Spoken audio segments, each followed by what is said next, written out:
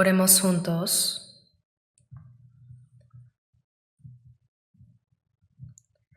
Nuestro Padre Dios, santo y misericordioso, que nos amas. En estos últimos tiempos que tú has determinado, aunque este mundo se llena de pecado y confusión, aun en medio de eso nos has llamado a la salvación y nos has dado vida eterna y esperanza. Te agradecemos por esta gracia tan grande. También te damos gracias porque en esta hora nos has permitido reunirnos nuevamente ante ti, los redimidos por la sangre preciosa del Señor, para poder alabar tu gran amor y gracia, para poder aprender tu palabra y tener comunión en tu santa presencia. Te pedimos por nuestras iglesias en todo el país y por las de todo el mundo y por todos los hermanos que están guardando su fe y predicando el Evangelio en medio de las dificultades. Acompáñalos con tu gracia más abundante, con tu palabra y el poder del Espíritu Santo, para que puedan predicar el Evangelio del Señor con más valor en medio de las dificultades, y para que en el resto de sus vidas puedan cumplir tu santa voluntad y dar gloria a tu nombre. Te rogamos que con tu mano misericordiosa, por favor, sostengas a cada uno de nosotros para que ninguna alma se pierda ante ti. Señor, tú que nos enseñas el camino a seguir con tu palabra siempre en el momento oportuno, ayúdanos a comprender bien la palabra y la santa voluntad que deseas revelarnos en esta hora. Todo esto hemos orado en el nombre de nuestro Señor y Salvador Jesucristo. Amén. Busquemos juntos San Marcos, capítulo 2. Marcos 2.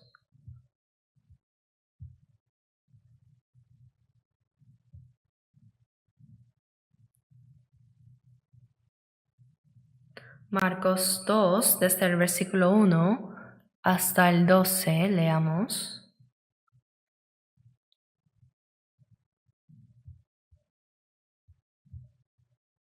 Marcos 2, desde el versículo 1.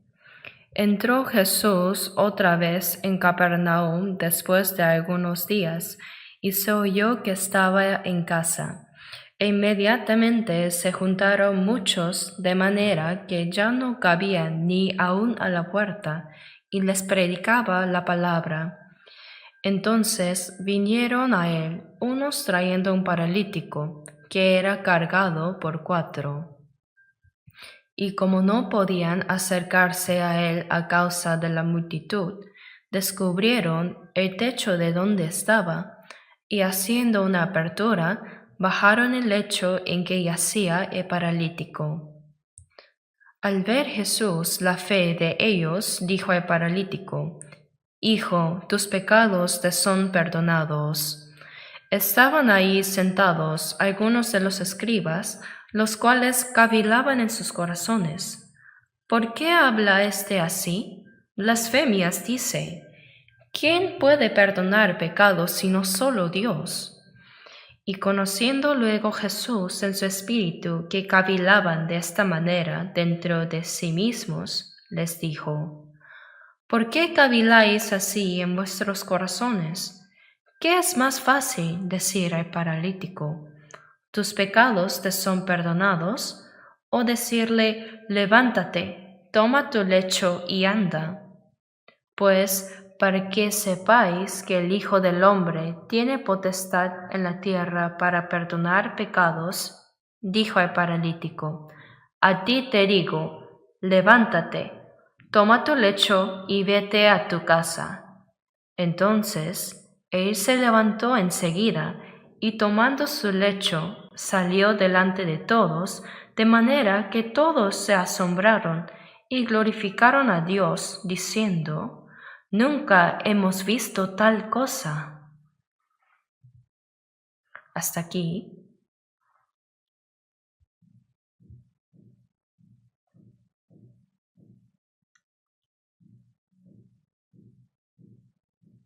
El nuevo año 2025 ha comenzado.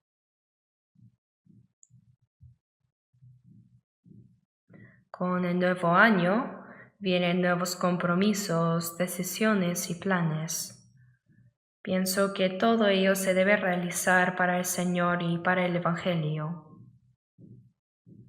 Y justo a partir de mañana tendremos nuestro primer seminario de la Biblia del año. Entonces, comenzando con este primer seminario, debemos proclamar la asombrosa gracia y maravilloso amor de Dios y el mensaje de salvación que hemos recibido del Señor para que muchas almas también puedan conocer esto y ser salvas también. Dios realiza la obra de salvar a los pecadores, pero lo hace a través de aquellos que ya han recibido la salvación. Esta es la manera que Dios ha establecido para rescatar las almas de los hombres. Por eso realmente tenemos una responsabilidad tan grande de predicar este evangelio. Entonces, con base en el pasaje que hemos leído, quiero compartirles la palabra titulada Los que guiaron a los pecadores a Cristo. En esta palabra vemos que Jesús estaba en una casa en Capernaum. Y en esa casa,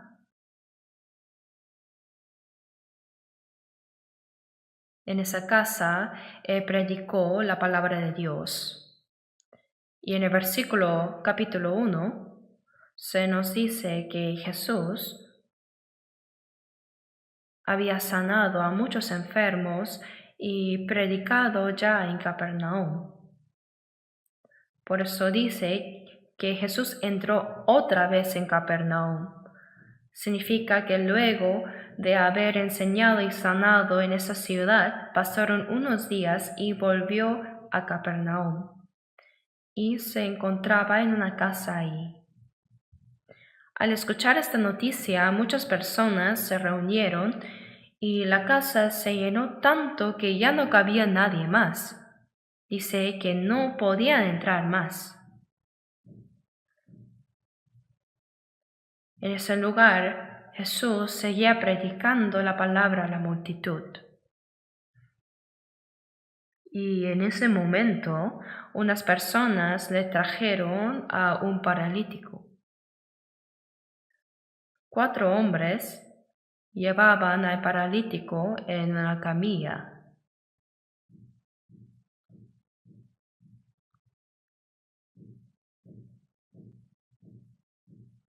Habían venido con un profundo deseo de que el Señor los sanara. Mientras Jesús estaba enseñando a la multitud, trajeron al paralítico.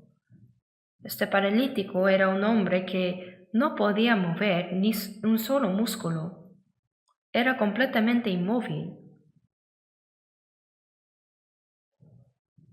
Era como un cadáver vivo. Estaba vivo, sí, pero enteramente incapacitado. Esto nos recuerda el estado de las almas que no han recibido la salvación. Las almas de los que no son salvos están muertas en sus delitos y pecados. Por eso, aunque sí tienen alma, no pueden hacer nada espiritualmente, ¿no? Sin embargo, estos 4 hombres que trajeron al paralítico, evidentemente ya eran creyentes en Jesús.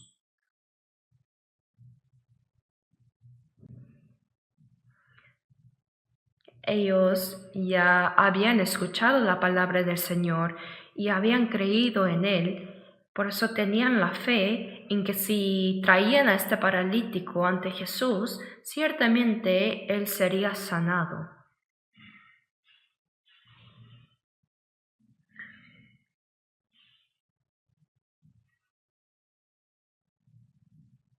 Realmente este hombre no podía acercarse por sí mismo a Jesús, sino que alguien tenía que llevarlo. Y no solo llevarlo, sino cargarlo. Para este pobre paralítico,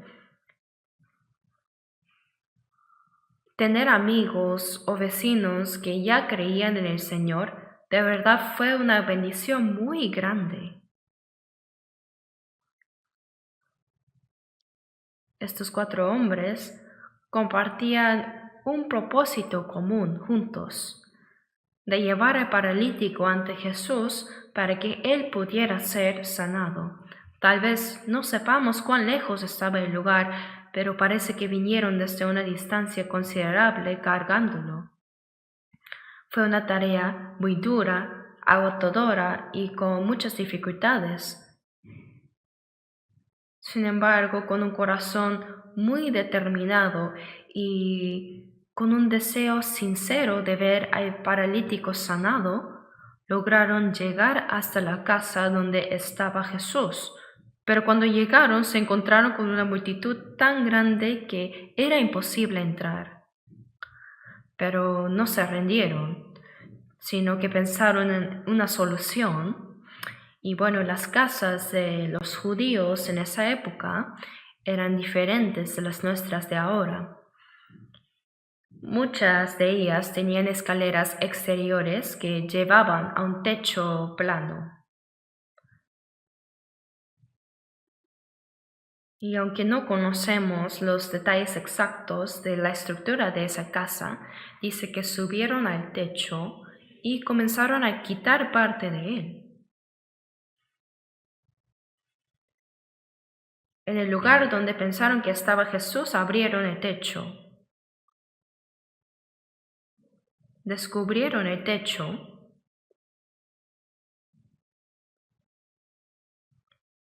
y los 4 hombres bajaron la camilla sosteniéndola por las 4 esquinas hasta dejarla frente al Señor.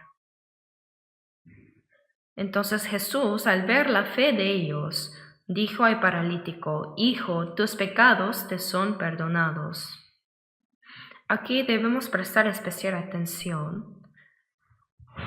Jesús no solo vio la fe del paralítico, sino también la de los 4 hombres que lo llevaron.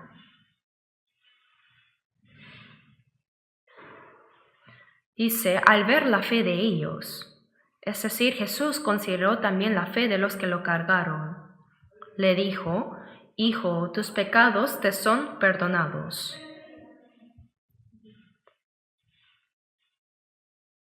Si nos imaginamos esta escena, seguramente hubo muchas personas que se escandalizaron y criticaron a estos hombres. ¿Qué están haciendo? ¿Cómo se atreven a destrozar el techo de la casa de otra persona? Tuvo que ser un agujero grande para que baje una camilla, ¿verdad?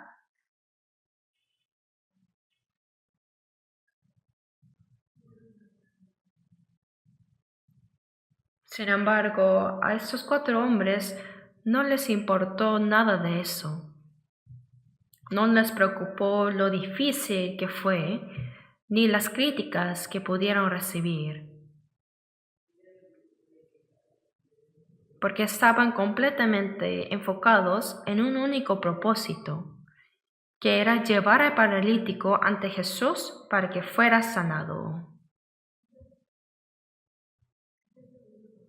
Con un solo propósito hicieron esto. Seguramente pensaron en disculparse con el dueño de la casa después y reparar el daño, ¿no? Pero en ese momento su único objetivo era cumplir con su misión. Jesús, al ver la fe de ellos, no solo de paralítico, sino también de quienes lo cargaron,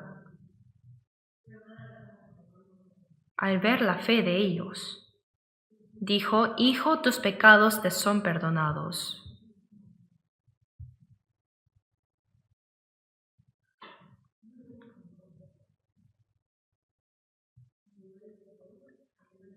En esta palabra, algo que debemos reflexionar es que el paralítico no podía acercarse al Señor por sí mismo. No podía moverse para nada. Era como un hombre muerto y necesitaba que alguien lo llevara hasta Jesús. Esto nos enseña una lección muy importante, que para que una persona no salva reciba la salvación, los salvos deben esforzarse y trabajar para guiarlos hacia la salvación. No hay otra manera. Los que fueron salvados primeramente deben amar a las almas perdidas y tener un profundo anhelo de guiarlas hacia el Señor. Esto requiere sacrificio y esfuerzo. Sin esta dedicación es imposible que alguien más sea salva. Es una lección muy importante para nosotros. Dios ha establecido que las almas sean salvadas mediante las oraciones, el amor y los esfuerzos de quienes fueron salvos primero. Esta es la manera que Dios ha decidido usar y es la manera que quiere usar. A través de este proceso, Dios manifiesta su poder de salvación. Por eso, para que alguien sea salvo, es indispensable la ayuda de aquellos que ya han recibido la salvación primero. Quizá los 4 hombres que llevaron al paralítico no lo forzaron.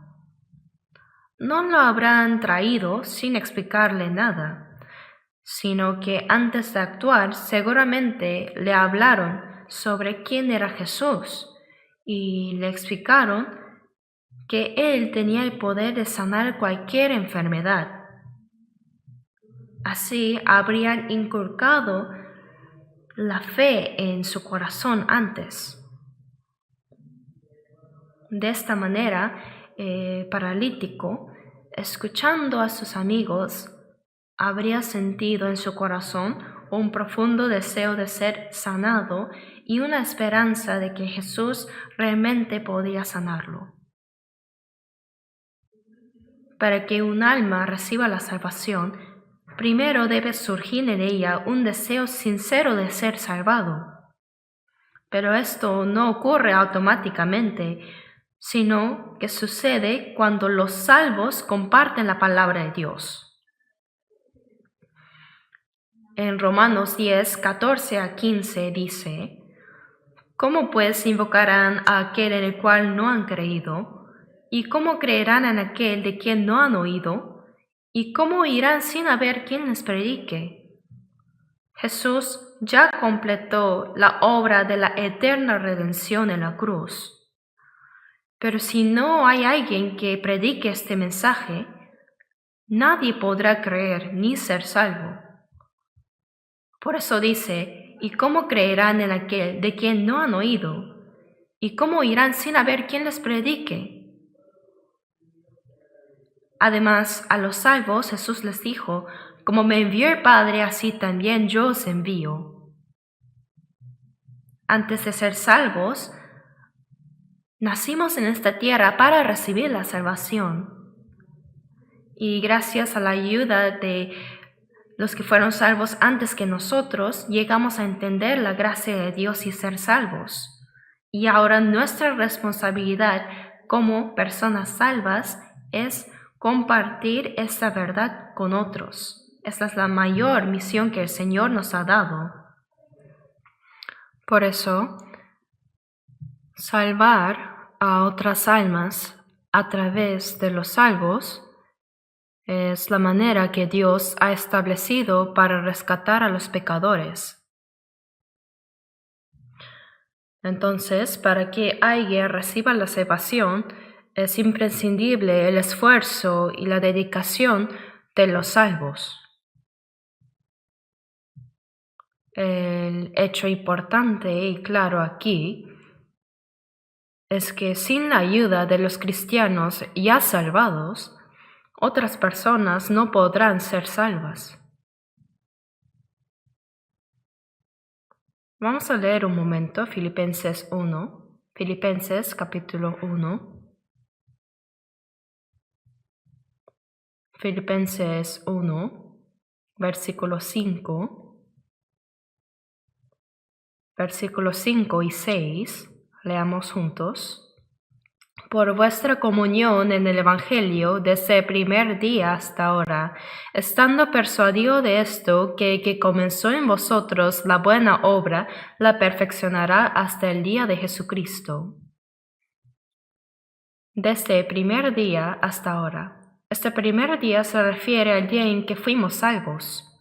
Por vuestra comunión en el Evangelio, dice. Después de recibir la salvación, comienza la comunión entre los hermanos salvos. Por vuestra comunión en el Evangelio, desde el primer día hasta ahora.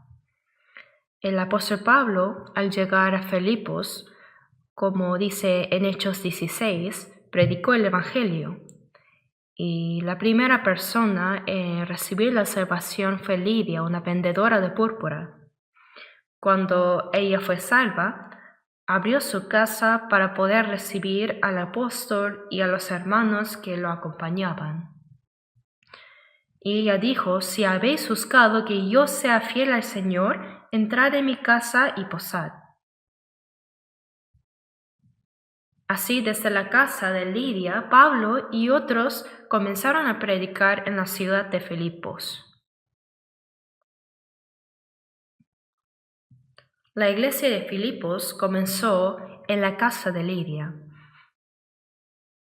Y así muchas personas en Filipos recibieron la salvación.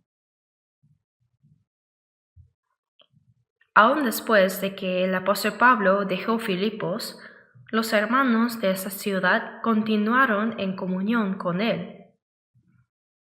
A través de Epafrodito, quien actuó como mensajero entre esta iglesia y el apóstol Pablo, ellos mantuvieron contacto.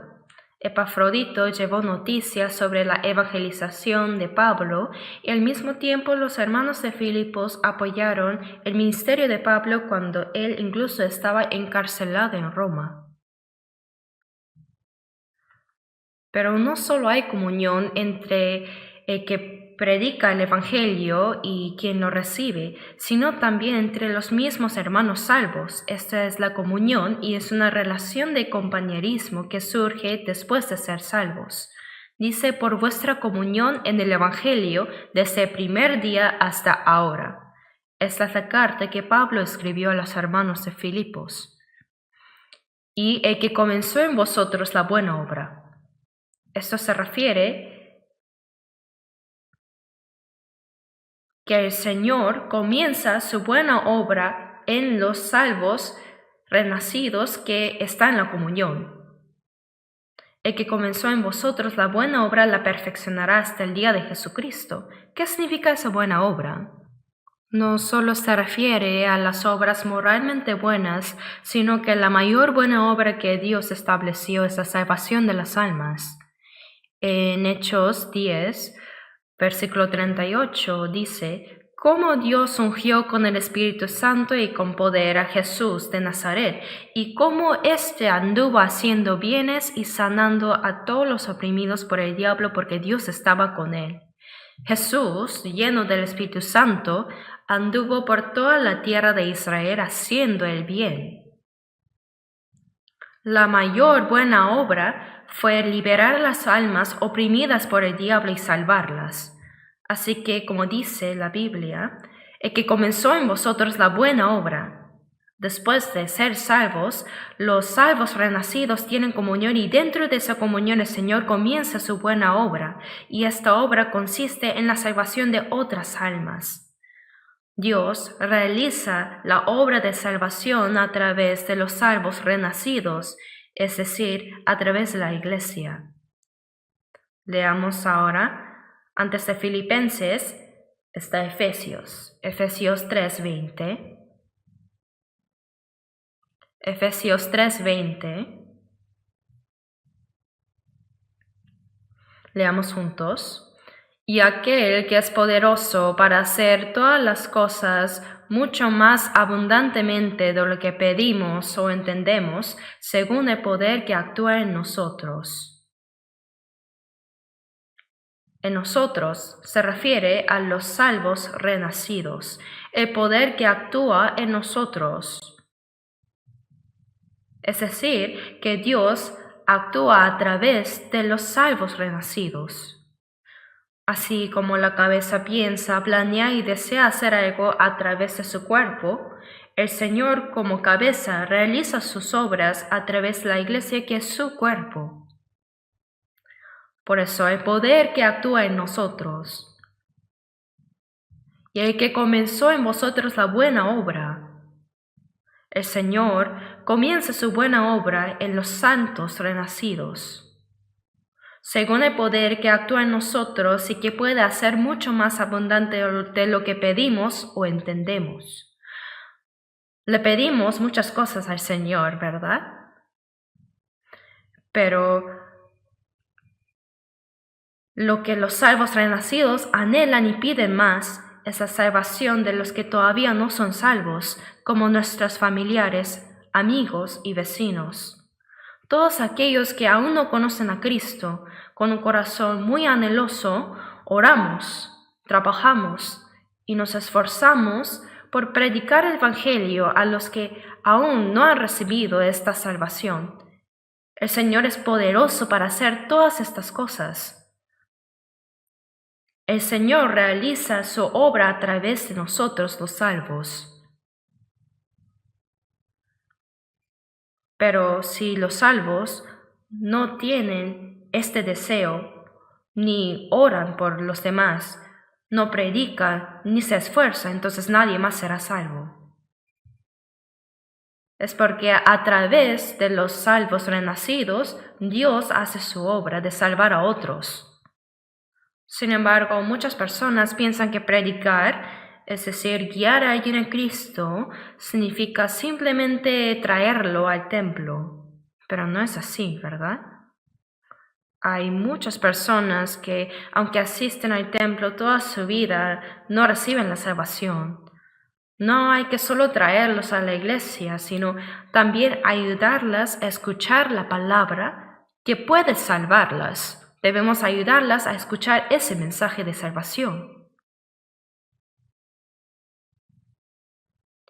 Guiar a alguien a Cristo es ayudarle a escuchar la palabra que puede salvarlo. En Juan 4, versículos 28 al 30, vemos a una mujer samaritana que tenía muchos pecados. Ella había tenido 5 maridos y estaba con el sexto.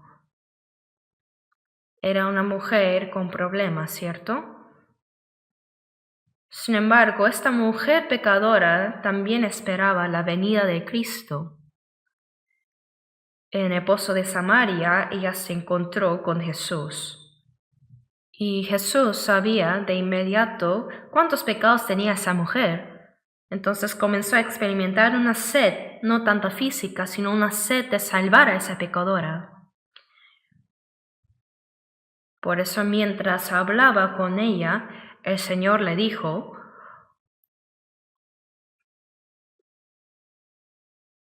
porque 5 maridos has tenido y el que ahora tienes no es tu marido. La mujer se sorprendió mucho. Era la primera vez que veía a alguien que conocía todo sobre su pasado y su pecado. Por eso dijo: Señor, me parece que tú eres profeta. En ese momento, al principio, lo reconoció como profeta. Un profeta es alguien que no solo conoce a Dios, sino también puede conocer los corazones de las personas. Entonces, aprovechando que estaba con un profeta, ella decidió preguntar algo más importante. Dijo: nuestros padres adoraron en este monte. Como sabemos, los samaritanos formaban parte del reino del norte de Israel, pero luego fueron conquistados por Asiria. El reino del norte de Israel cayó alrededor del año 213 a.C. Pero el Israel del norte se mezcló entre los asirios y los judíos. Entonces, al mezclarse con los gentiles, los judíos despreciaban mucho a los samaritanos. Los trataban como perros y no se relacionaban con ellos para nada. Pero estos samaritanos construyeron un templo en el monte Gerizim y adoraban ahí. Entonces ella dijo: nuestros padres adoraron en este monte y vosotros decís que Jerusalén es el lugar donde se debe adorar. Entonces preguntó: ¿cuál es correcto? Jesús respondió: la hora viene cuando ni en este monte ni en Jerusalén adoraréis al Padre, mas la hora viene y ahora es, cuando los verdaderos adoradores adorarán al Padre en espíritu y en verdad. Dios es espíritu y los que le adoran en espíritu y en verdad es necesario que adoren. Y cuando Él venga nos declarará todas las cosas. Jesús le dijo: yo soy el que habla contigo, yo soy Cristo. En ese momento, el Señor abrió el corazón de esta mujer samaritana. Ella se quedó asombrada. Estaba frente al Cristo. Al instante, el pueblo samaritano gritando como loca: venid, ved a un hombre que me ha dicho todo cuanto he hecho. ¿No será este el Cristo? Todo lo que ella había hecho era pecado, ¿no es así? Esta mujer antes escondía su pecado y evitaba a las personas. Iba sola a sacar agua al mediodía bajo el sol ardiente porque nadie la quería tratar. Ahora, sin vergüenza alguna por sus pecados, ella gritó: venid, ved a un hombre que me ha dicho todo cuanto he hecho. ¿No será este Cristo? Venid y ved. La predicación es sencilla: venid y ved. Venid y ved. Esta palabra estaba llena de tanta convicción, como Proverbios dice: las palabras de los que tienen convicción tienen poder. Las palabras de esta mujer pecadora no eran comunes. Ella hablaba con tanta certeza que los samaritanos la siguieron y vinieron ante Jesús. Y escucharon las palabras de Jesús y lo trajeron al pueblo de Samaria. Ahí el Señor permaneció durante 2 días predicando el Evangelio y como resultado muchos samaritanos fueron salvos. Aquí vemos que a través de una mujer samaritana pecadora, muchas personas en Samaria llegaron a entender el Evangelio y ser salvos. Esto demuestra que el hecho de que el Evangelio se transmita de una persona salva a otra es el plan establecido por Dios. No importa si es una persona o muchas las que reciben la salvación. En Hechos 16:31 encontramos al carcelero de Filipos. Pablo y Silas fueron a Filipos a predicar el Evangelio, pero fueron arrestados. Los judíos los golpearon, les quitaron la ropa y los encerraron en una prisión subterránea, poniéndoles cadenas.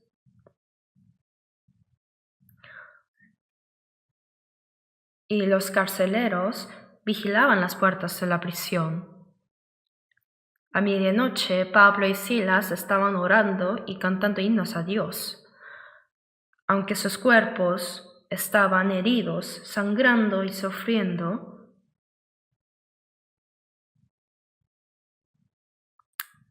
se alegraban profundamente por sufrir por el Evangelio del Señor. Estaban orando y cantando himnos. Pero de repente, las puertas de la prisión se abrieron, las cadenas se soltaron. Y los carceleros estaban profundamente dormidos. Y cuando el carcelero despertó y vio que las puertas de la prisión estaban abiertas, se asustó. Pensó que todos los prisioneros habían escapado. Si los prisioneros escapaban, el carcelero debía pagar con su vida. Por eso el carcelero sacó su espada para quitarse la vida. Pero Pablo le dijo: «No te hagas ningún mal, pues todos estamos aquí». Aunque las puertas de la prisión estaban abiertas y las cadenas se habían soltado, nadie había oído. «Todos estamos aquí», dijo Pablo. El carcelero, asombrado, preguntó: «Señores, ¿qué debo hacer para ser salvo?». Era una pregunta sobre su alma. Él reconoció que estos dos hombres eran enviados por Dios. ¿Qué debo hacer para ser salvo? Entonces el apóstol Pablo respondió claramente en Hechos 16:31, «Cree en el Señor Jesucristo y serás salvo tú y tu casa». Qué palabras tan seguras y firmes, ¿no? Cree en el Señor Jesucristo y serás salvo tú y tu casa. Esa noche el carcelero llevó a Pablo a su casa. Lavó sus heridas, les preparó comida y los atendió con hospitalidad.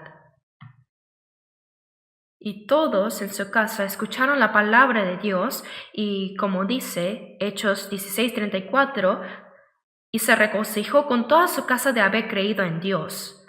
Cuando una persona recibe la salvación, se abre el camino para que su familia, parientes y vecinos también sean salvos. Esto es una promesa de Dios. No significa que sus familias serán salvadas automáticamente. No es así. No es que como una persona fue salva, todo el resto de su familia también lo serán automáticamente. Sino es necesario predicar el Evangelio. Cuando uno recibe la salvación, ¿cómo no va a compartir este Evangelio con su familia, parientes y amigos? Hay que predicar porque solo a través de eso se puede ser salvo. Pero si una persona que fue salva cierra su boca después de intentar unas veces y no salió bien, y dice que te vayas al infierno, no es mi problema, y se queda quieta, nadie será salvo. Debemos seguir orando hasta que todos reciban la salvación. Si las palabras no funcionan, debemos hacerlo con lágrimas, con un corazón sincero, porque Dios obra aún en esas situaciones. Esta es su promesa. Para que otras almas sean salvadas, los que fueron salvos primero necesitan tener una fe firme y un testimonio claro que compartir con los demás. En Salmos 66:16 dice: «Venid, oíd todos los que teméis a Dios, y contaré lo que ha hecho a mi alma». Lo que ha hecho a mi alma se refiere a la gracia de la salvación. Compartir eso es nuestra responsabilidad como salvos renacidos. Como Proverbios dice, las palabras de quienes tienen certeza tienen poder. Cuando alguien testifica con certeza lo que ha experimentado, ese testimonio tiene mucho poder. Tiene la fuerza de mover los corazones de los hombres, y a través de esa persona salva, Dios salvará a otras almas también.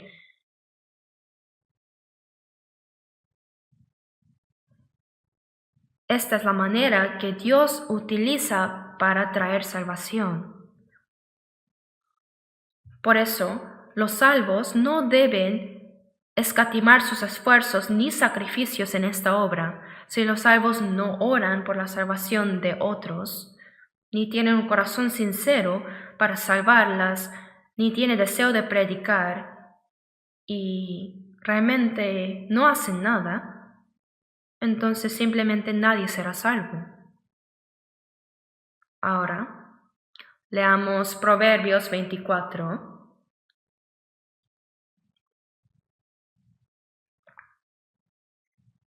Proverbios 24.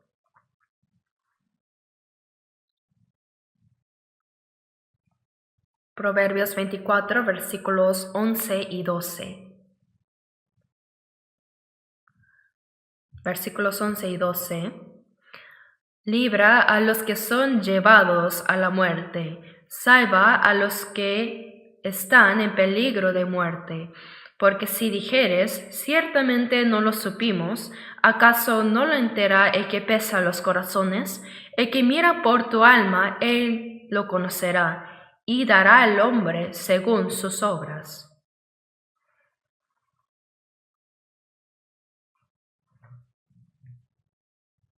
Libra a los que son llevados a la muerte. Aquellos que no son salvos están siendo arrastrados por el diablo hacia el infierno. Libra a los que son llevados a la muerte, salva a los que están en peligro de muerte. El Señor ya ha destruido sus almas y los están arrastrando eternamente hacia el infierno. No hay que dejar de salvarlos. Debemos ayudarles a recibir la salvación. No debemos ignorarlos ni dejarlos a su suerte. El apóstol Pablo dijo, ay de mí si no anunciara el Evangelio. Para la gente del mundo, hacer cosas malas o inmorales es pecado, ¿cierto? Pero para los cristianos, aunque no hagamos cosas malas, como dice en Santiago 4:17, al que sabe hacer lo bueno y no lo hace le es pecado. No hacer las buenas obras aunque sabemos que son buenas es pecado. Entre todas las buenas obras, la mejor es predicar el Evangelio a quienes están caminando hacia el infierno y salvar sus almas. Es lo que Dios quiere. Pero si los salvos cierran su boca y no predican pensando, aunque yo no predico, habrá otros que lo harán. Y los que deben ser salvos lo serán al final. Entonces nadie será salvo. Por eso debemos tener un corazón muy sincero para salvar a otros. Tenemos que orar, esforzarnos y no escatimar sacrificios. Dice, porque si dijeres, ciertamente no lo supimos. ¿De verdad no sabías que estaban siendo llevados a la muerte? ¿Ves a alguien que está muriendo y simplemente pasas de largo diciendo que no lo sabías? Eso es mentir. Después de que Caín mató a Abel con una piedra, Dios le preguntó, ¿dónde está Abel tu hermano? Y Caín respondió, no sé, ¿soy yo acaso guarda de mi hermano? Caín había matado a su propio hermano, pero fingió no saberlo y dijo que no era responsable de él. Pero Dios dijo, la voz de la sangre de tu hermano clama a mí desde la tierra. Aunque nosotros no matemos a otros como lo hizo Caín, si dejamos a las personas que podrían ser salvas sin hacer nada por ellas, podemos convertirnos en asesinos indirectos. La voz de la sangre de tu hermano clama a mí. Si no predicamos el Evangelio a aquellos que podrían recibir la salvación como nuestros familiares, parientes o vecinos, y ellos perecen sin ser salvos, ¿qué dirán? No fui salvo porque nadie me predicó el Evangelio. Eso es como la sangre de Abel que clamó a Dios, Dios, yo fui asesinado injustamente. La sangre clama. Así Dios realiza la obra de salvación para los que están siendo arrastrados hacia el infierno a través de los salvos renacidos. Si los dejamos solos, no podrán ser salvos. ¿Acaso nosotros fuimos salvos porque éramos más inteligentes? No, sino que siempre hubo alguien que oró por nosotros, nos guió y nos ayudó para que pudiéramos ser salvos. En Marcos 2:5, cuando trajeron al paralítico y lo bajaron desde el techo hasta donde estaba Jesús, podemos ver cuán ferviente era su deseo. No solo el paralítico tenía fe, sino también las 4 personas que lo llevaron hasta Jesús. El Señor lo sabía, por eso al ver la fe de ellos dijo al paralítico: Hijo, tus pecados te son perdonados. Aquí no solo se refiere a la fe del paralítico, sino la fe de ellos se refiere también a los que lo trajeron. Lo que debemos reflexionar aquí es que los salvos deben orar fervientemente, tener un corazón sincero para salvar a otros, también esforzarse y sacrificarse. Porque Dios salva las almas a través de la fe de los salvos. Aunque una persona haya recibido la salvación, si no tiene un corazón fervoroso para salvar las otras almas, no se esfuerza ni se sacrifica, entonces nada sucederá. Dios no puede salvar a otros a través de esa persona. Pero Jesús, al ver la fe de ellos, dijo: Hijo, tus pecados te son perdonados.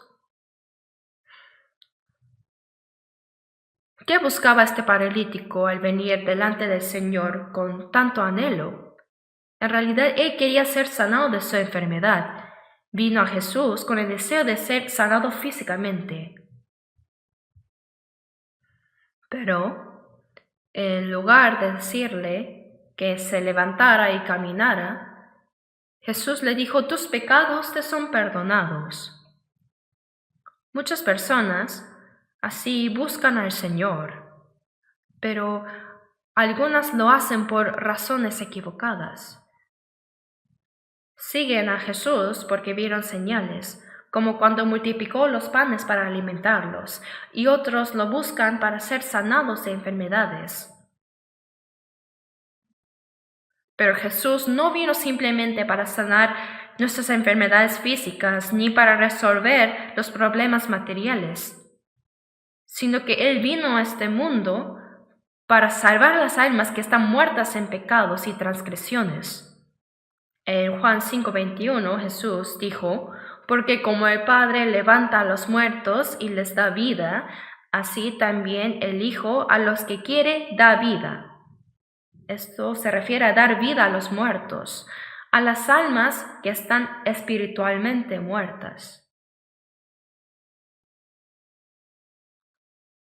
La salvación no se puede recibir por ninguna buena obra o esfuerzo humano. Ningún esfuerzo humano ni acción virtuosa puede resolver el problema del pecado, porque dice: la paga del pecado es muerte. Y para que el pecado sea perdonado, alguien sin pecado debe morir en el lugar del pecador. En Levítico 17:11 dice: porque la vida de la carne en la sangre está, y yo os la he dado para hacer expiación sobre el altar por vuestras almas, y la misma sangre hará expiación de la persona. Tanto en los hombres como en los animales, la vida está en la sangre. Aunque el descubrimiento médico de que la vida está en la sangre es relativamente reciente, Dios ya lo había dicho hace 3500 años en Levítico 17:11, porque la vida de la carne en la sangre está. Dios dio la sangre para hacer expiación en el altar, pero no cualquier sangre.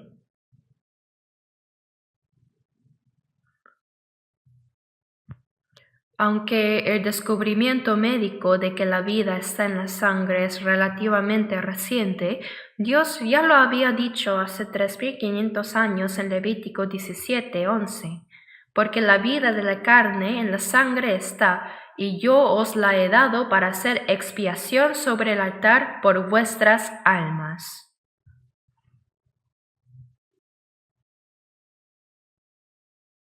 Dios dio la sangre para hacer expiación en el altar, pero no cualquier sangre.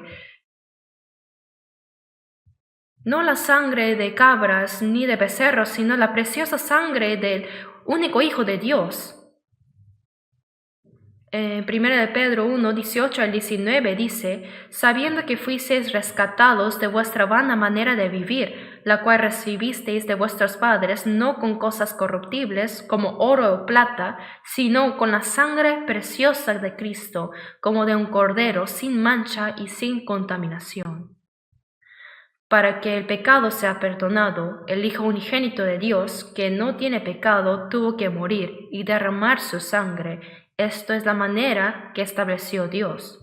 Hebreos 9:12 dice, y no por sangre de machos cabríos ni de becerros, sino por su propia sangre entró una vez para siempre en el lugar santísimo, habiendo obtenido eterna redención. Y Hebreos 9:22 dice, sin derramamiento de sangre no se hace remisión. Sin el derramamiento de sangre no hay perdón de pecados y sin eso no hay salvación. Es absolutamente necesario que se derrame la sangre, pero no la sangre de animales. En la época del Antiguo Testamento, los israelíes derramaban la sangre de corderos, cabras y becerros y la esparcían. Pero eso solo era una promesa de que en el futuro el Hijo unigénito de Dios Cristo moriría en lugar de ellos para perdonar sus pecados. En 1 de Juan 3:5 dice, y sabéis que Él apareció para quitar nuestros pecados y no hay pecado en Él. Aquel que no tenía pecado vino a este mundo para quitar nuestros pecados como un cordero sin mancha. Por eso Cristo, sin pecado, murió en nuestro lugar y derramó su sangre para perdonar nuestros pecados para siempre. Cuando Jesús le dijo al paralítico, Hijo, tus pecados te son perdonados, aunque él aún no había muerto en la cruz, lo dijo basándose en el hecho de que él moriría en la cruz para expiar los pecados de toda la humanidad.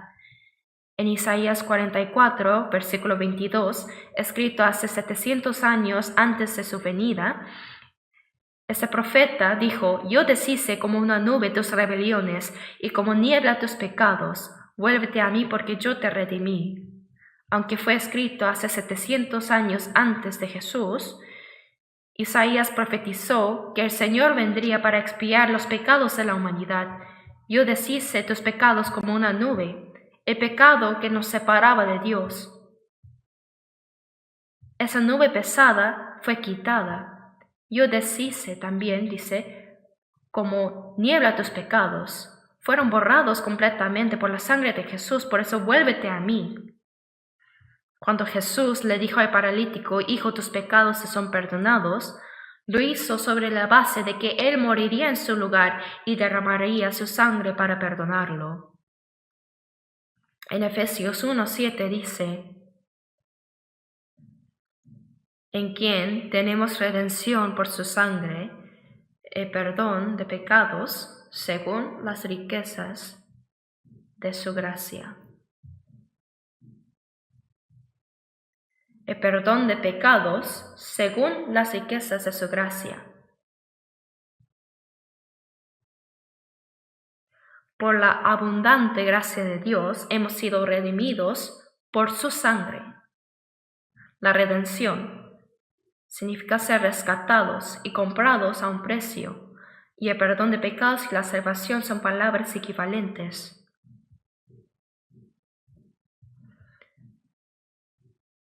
Así que ahora nosotros también hemos recibido el perdón de pecados por la sangre de Jesús.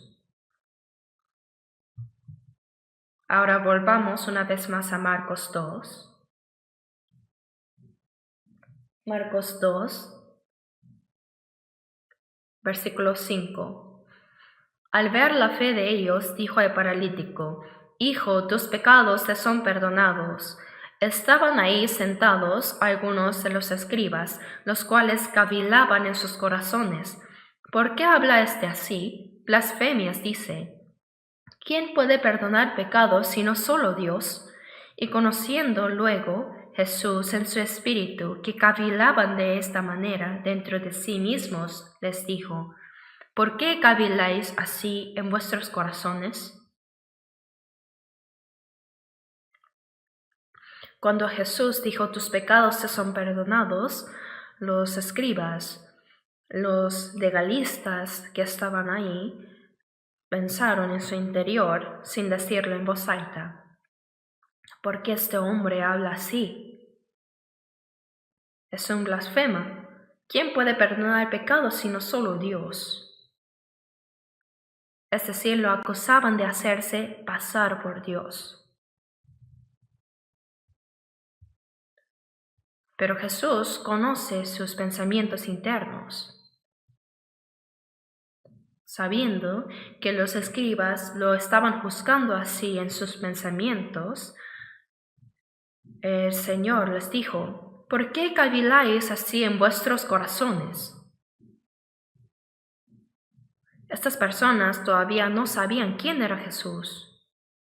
En Juan 10:30 dice: yo y el Padre uno somos. ¿Quién es Jesús? No es simplemente un hombre. Filipenses 2, versículos 6 y 7 dice: el cual, siendo en forma de Dios, no estimó el ser igual a Dios como cosa a que aferrarse, pero él vino a este mundo en forma de Dios, en forma humana. Se sometió a la voluntad de Dios hasta la muerte de la cruz para salvarnos. Él es Dios mismo, pero dejó su posición y se hizo hombre. Dios se hizo como hombre. Felipe le preguntó a Jesús: Señor, muéstranos al Padre y nos basta. Queremos ver al Padre. Pero Jesús dijo: el que me ha visto a mí, ha visto al Padre. ¿Cómo pues decís tú, muéstranos al Padre? ¿Quién es Jesús? Él es Dios manifestado en forma humana. ¿No es cierto que a través de Jesús Dios mostró su amor, su palabra y su poder, resucitando muertos, limpiando leprosos y dando vista a los ciegos, haciendo obras que solo Dios puede hacer? Y sobre la autoridad de perdonar pecados. En cuanto a esto, los judíos, como aún no sabían quién era Jesús, cuando él dijo: tus pecados te son perdonados, dijeron blasfemia. Porque es blasfemia que un hombre pretenda ser Dios. En la ley del Antiguo Testamento se ordenaba apedrear a quien se hiciera pasar por Dios. Pero Jesús les dijo: ¿por qué pensáis estas cosas?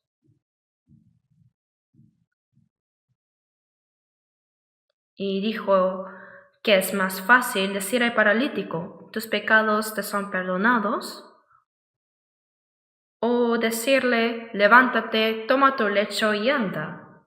¿Cuál es más fácil? Ninguna de las dos es fácil, ¿verdad?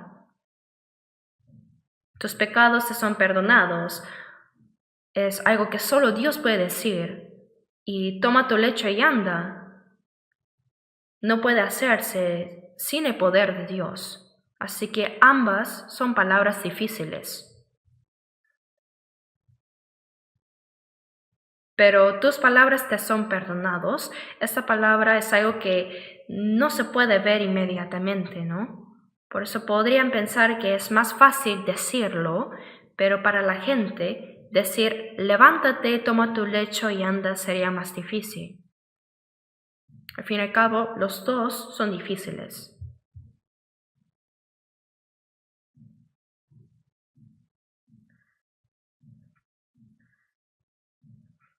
Pero después de decir estas palabras que nadie más podía decir, en el versículo 10 dijo: pues para que sepáis que el Hijo del Hombre tiene potestad en la tierra para perdonar pecados, dijo al paralítico: a ti te digo, levántate, toma tu lecho y vete a tu casa.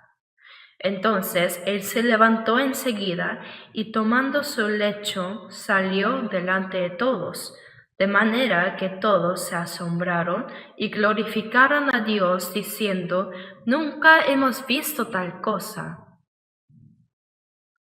Nunca vieron tal cosa. No sabemos por qué este paralítico sufría de una enfermedad tan grave, pero es posible que fuera por algún pecado que había cometido.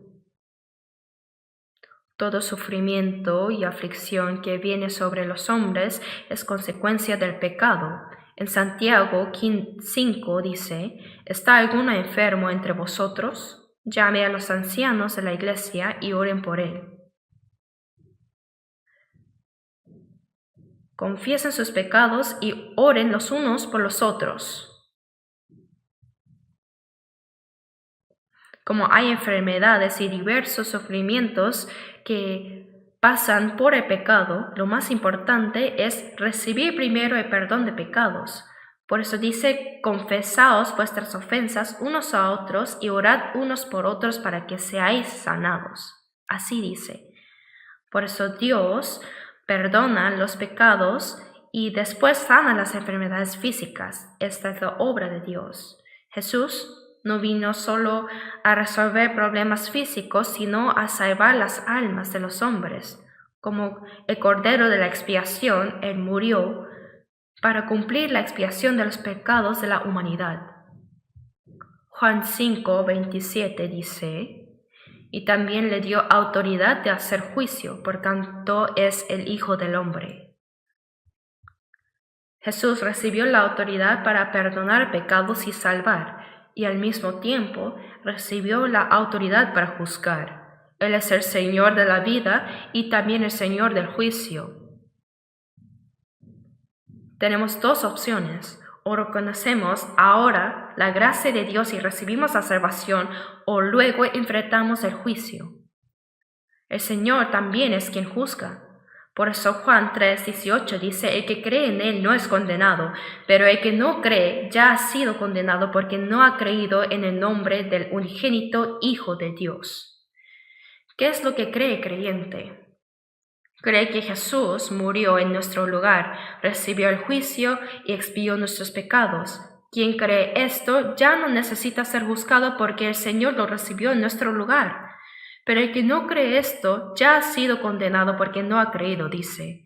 El Señor es quien nos salva y también es quien juzga a los que no creen. Por eso también es el Señor del juicio.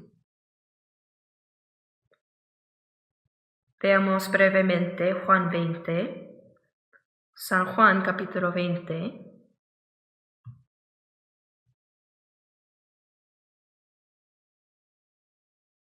Juan 20.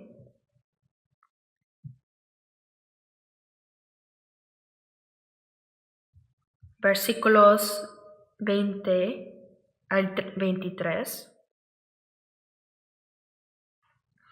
Y cuando les hubo dicho esto, les mostró las manos y el costado, y los discípulos se regocijaron viendo al Señor. Entonces Jesús les dijo otra vez, paz a vosotros, como me envió el Padre, así también yo os envío. Y habiendo dicho esto, sopló y les dijo, recibid el Espíritu Santo. A quienes remitiereis los pecados, les son remitidos, y a quienes se los retuviereis, les son retenidos. Jesús, quien resucitó, se apareció a sus discípulos y les dijo, paz a vosotros, y les mostró las marcas de los clavos en sus manos y la herida de la lanza en su costado. Jesús resucitado manifestó a sus discípulos la realidad de su sufrimiento y resurrección. Y les dijo, como me envió el Padre, así también yo os envío. Jesús fue enviado por el Padre, ¿no? En Juan 6 dice, porque descendió del cielo no para hacer mi voluntad, sino la voluntad del que me envió. La voluntad del Padre era que el hombre sin pecado muriera en nuestro lugar. Por eso la noche antes de morir, Jesús en el huerto de Getsemaní dijo, Padre, haz no lo que yo quiero, sino lo que tú. La voluntad del Padre era que su Hijo unigénito muriera y derramara su sangre para expiar los pecados de la humanidad. Por eso, como me envió el Padre, Jesús así cumplió la voluntad de Dios que lo envió, y muriendo en la cruz, Él expió los pecados de la humanidad. Ahora Jesús, después de resucitar, dijo, como me envió el Padre, así también yo os envío. ¿Para qué nos envió? Jesús vino para realizar la obra de la salvación, y por esto murió en la cruz. Y ahora nosotros somos enviados para predicar esta verdad. así también yo os envío. Y diciendo esto sopló y les dijo, recibid el Espíritu Santo. En Juan 15 dice, cuando venga el Consolador, Él dará testimonio acerca de mí. Sí, el Espíritu Santo viene para dar testimonio de Jesús. Jesús vino a realizar la obra de salvación y después de cumplirla, el Espíritu Santo viene para dar testimonio de lo que Jesús ya cumplió. Por eso, después de decir, recibid el Espíritu Santo, dijo, a quienes remitieres los pecados, les son remitidos, y a quienes se los retuvieres, les son retenidos. Esta es una declaración asombrosa. Jesús, que recibió la autoridad para perdonar pecados, Él murió en la cruz y derramó toda su sangre preciosa para cumplir la obra de perdón de pecados. Nosotros, al predicar esta verdad, también hemos recibido la autoridad para perdonar los pecados de los hombres, es cierto, ¿no? Él dijo, a quienes remitieres los pecados, les son remitidos. En el catolicismo dicen que el Papa recibió esa autoridad. En Mateo 16, cuando Pedro confesó a Jesús, tú eres el Cristo, el Hijo del Dios viviente, Jesús le dijo, no te lo reveló carne ni sangre, sino mi Padre que está en los cielos. Y a ti te daré las llaves del reino de los cielos, y todo lo que atares en la tierra será atado en los cielos, y todo lo que desatares en la tierra será desatado en los cielos. Ahora en la Iglesia Católica dice que Pedro recibió las llaves del reino de los cielos, entonces él es el primer papa. Por eso, aunque hay obispos en otras regiones, el obispo de Roma es el sucesor de Pedro. Y como el papa no puede trabajar solo, los sacerdotes son quienes ejercen esta autoridad en su nombre con las llaves del cielo. A quienes remitieres los pecados, les son remitidos, y a quienes se los retuvieres, les son retenidos. Así que dicen que han recibido la autoridad para perdonar pecados. Todo lo que desatares en la tierra será desatado en los cielos. Quiere decir resolver el problema del pecado entre Dios y el hombre. Esto se resuelve en el cielo, y todo lo que atares en la tierra será atado en los cielos. Si ellos retienen el pecado, así se quedará el pecado. El catolicismo piensa que los sacerdotes actúan en nombre del Papa. Esto es la confesión, ¿verdad? Si confiesas tus pecados y te dicen tus pecados te son perdonados, entonces son perdonados. Y si dicen los retengo, así se quedan tal cual. Pero no es así. Cuando nosotros predicamos que Jesús perdonó eternamente nuestros pecados en la cruz y los hombres creen, reciben el perdón de pecados. Pero si no predicamos, sus pecados se quedan tal cual así y siguen caminando hacia el infierno. ¿No es esto asombroso? Este mandato de predicar el Evangelio es el mayor mandato que el Señor ha dado a los salvos renacidos y es la mayor misión de los cristianos y es el propósito de nuestras vidas. En Salmos 118, 17 dice, no moriré, sino que viviré y contaré las obras de Jehová. ¿Cuál es el propósito por el que un salvo debe vivir más tiempo? Debe ser para predicar esta verdad. Después de decirle al paralítico, tus pecados te son perdonados, también le dijo, toma tu lecho y anda. Así, Jesús demostró en la práctica que de verdad tenía autoridad para perdonar pecados. Para que sepáis que el Hijo del Hombre tiene potestad en la tierra para perdonar pecados. A través del poder hacer que el hombre caminara, llevando su lecho, Jesús manifestó y demostró a la gente que Él era quien había recibido la autoridad para perdonar pecados. Ahora, Él también nos ha dado esta autoridad. En Juan 14, 12 dice que en mí cree, las obras que yo hago, Él las hará también, y aún mayores hará porque yo voy al Padre. Podemos hacer las obras que Jesús hizo también. Así como cuando Jesús dijo, tus pecados son perdonados, y son perdonados. Cuando nosotros predicamos el Evangelio, las personas reciben el perdón de pecados. No hay necesidad de decir los retengo, simplemente no hay que hacer nada.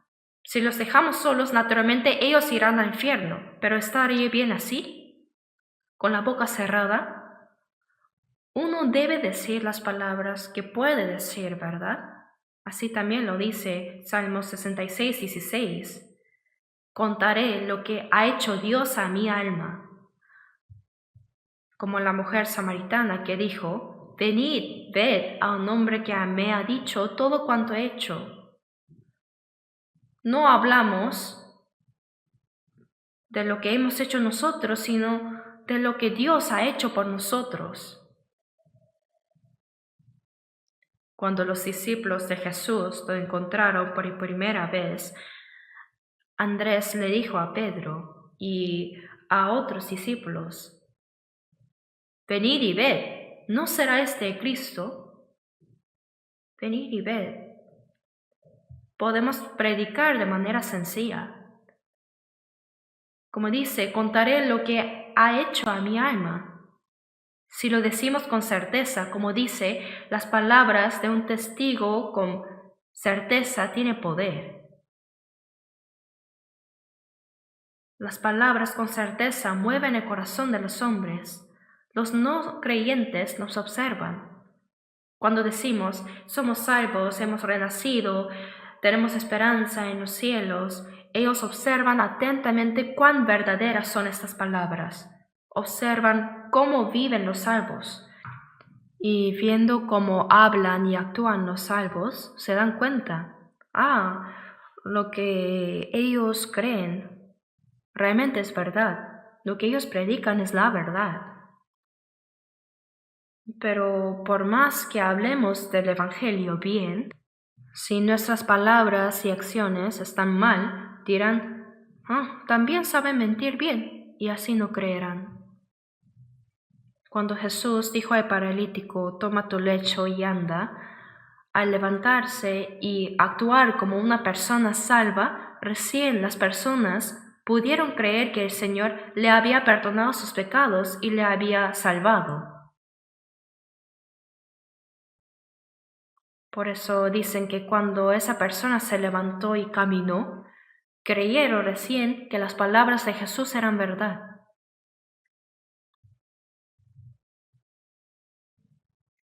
En Romanos 1:16 dice, porque no me avergüenzo del Evangelio, porque es poder de Dios para salvación a todo aquel que cree. ¿Nos avergonzamos del Evangelio?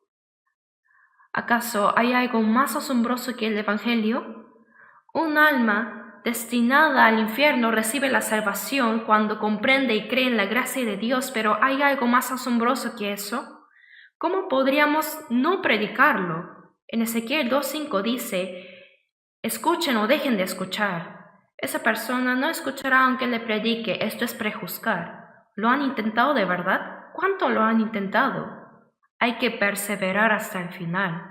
Si persistimos con tenacidad, como algunos que continúan orando por sus esposos no salvos y siguen orando y tratando de predicar a pesar de la persecución, en realidad yo conozco varios casos donde el esposo recibió la salvación, incluso justo antes de morir. Esas oraciones fervientes y anhelos realmente se cumplen porque Dios nos ayuda. Por eso nuestra responsabilidad es así tan grande. Jesús es el Cristo, el Salvador. Y 1 Corintios 12:13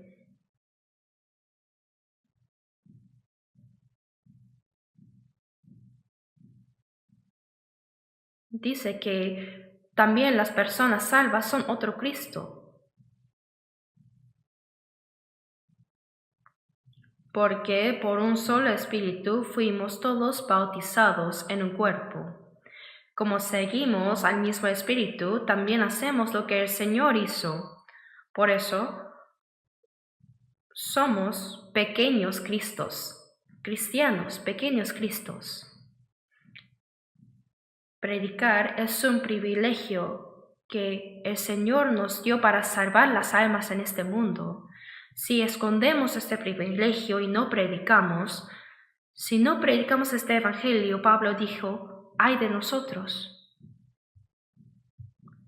En Juan 5:24 dice, el que oye mi palabra y crea que me envió tiene vida eterna y no vendrá a condenación, mas ha pasado de muerte a vida.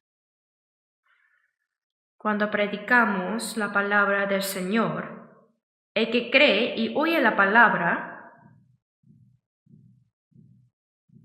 no vendrá a condenación, pues ha pasado de muerte a vida, su destino cambia.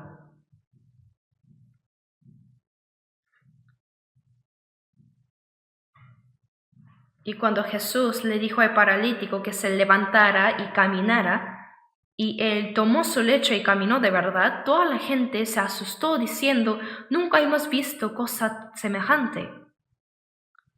No solo se asombraron, sino que se dieron cuenta y comprendieron que Jesús tenía autoridad para perdonar pecados.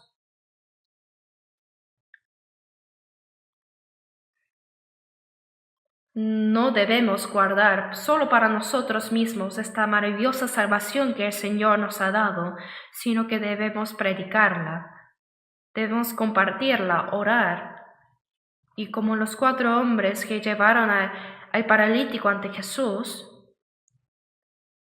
no importa cuántos seamos, porque si tenemos un mismo propósito, el Señor ciertamente obrará a través de nuestro esfuerzo, a través de nuestro sacrificio para salvar las almas. Realmente en el retiro de verano guiamos a muchas personas al Señor, ¿verdad? Vienen esas personas porque escuchan las palabras de los salvos. Si no fuera así, ¿cómo vendrían esas personas? Mientras que otros escapan del calor yendo a la playa o viajando al extranjero para disfrutar, los salvos oran fervientemente y se esfuerzan. Por eso los invitados se atraen a este retiro. Al final, al oír la palabra, ellos comprenden. No puede suceder esto sin la oración, el esfuerzo y el sacrificio de los que fueron salvos primero. ¿Qué pasa si nos cruzamos de brazos diciendo, aunque yo no haga, todo saldrá bien? Todo saldrá bien el seminario. ¿Acaso la obra de salvación ocurre por sí sola? Si yo no lo hago, otros lo harán. ¿Así van a decir? ¿Cómo podríamos evadir nuestra responsabilidad? Como dice Proverbios, diciendo que no lo supimos, qué bien mentimos. ¿No sabían que si dejan a esa persona, así irá al infierno? Esta vez también debemos orar juntos y determinar con anticipación a quienes vamos a predicar, como estos 4 hombres que llevaron al paralítico. Debemos traerlos al Señor para que escuchen la palabra y sean salvas. Y la salvación de muchas personas es lo que glorifica a Dios, porque San Juan 15:8 dice, en esto es glorificado mi Padre, en que deis mucho fruto, y así probéis que sois mis discípulos. Que muchas personas sean salvas es dar frutos, y es lo que glorifica a Dios. Cuando predicamos y muchas personas se salvan, esto trae gran gozo y además gloria a Dios. Y es la evidencia de que somos realmente discípulos de Cristo y no solo de palabra. Los discípulos de Cristo hacen lo que hace Cristo. Obedecen, actúan según su ejemplo. Así que trabajemos juntos para que muchas personas sean salvas esta vez. Oremos juntos. Nuestro Padre misericordioso, te damos gracias porque tuviste misericordia de nosotros, aunque estábamos alejados de ti en pecado. Aun cuando no te conocíamos, tú nos amaste primero, y por la sangre preciosa que el Señor derramó en la cruz, te perdonaste eternamente nuestros pecados. Y gracias porque por tu Espíritu Santo nos hiciste comprender esta maravillosa gracia y nos diste la salvación por la fe. Ahora, a través de nosotros que hemos sido salvos por tu sangre, ayúdanos para que en el resto de nuestras vidas podamos cumplir la misión de predicar este evangelio que nos has encomendado. Haznos dedicar nuestro tiempo, talento, recurso y fuerza para guiar a las almas perdidas a ti. Te pedimos que bendigas este seminario de la Biblia que está por comenzar, para que la salvación de muchas almas traiga gran gozo y gloria a ti, Padre. También ayuda a todos nosotros, tus hermanos, para que trabajemos y cooperemos unidos en esta gran y santa obra de Dios, y haz que cumplamos tu obra poderosamente. Encomendamos todo esto en tus manos todopoderosas, y en el nombre de Jesús hemos orado. Amén.